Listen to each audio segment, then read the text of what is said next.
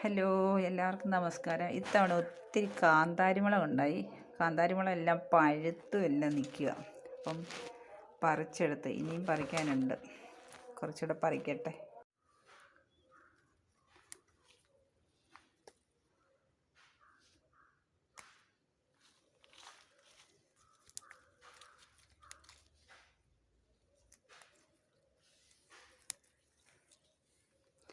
കാന്താരി പറിച്ചെടുക്കുന്ന ഒരു ജോലിയാണ്.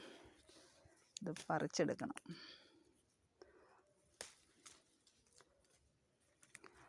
മഴയ്ക്കൊരു തോർച്ച ഉണ്ടപ്പോൾ ഞാനിതെല്ലാം പറിച്ചെടുക്കുക.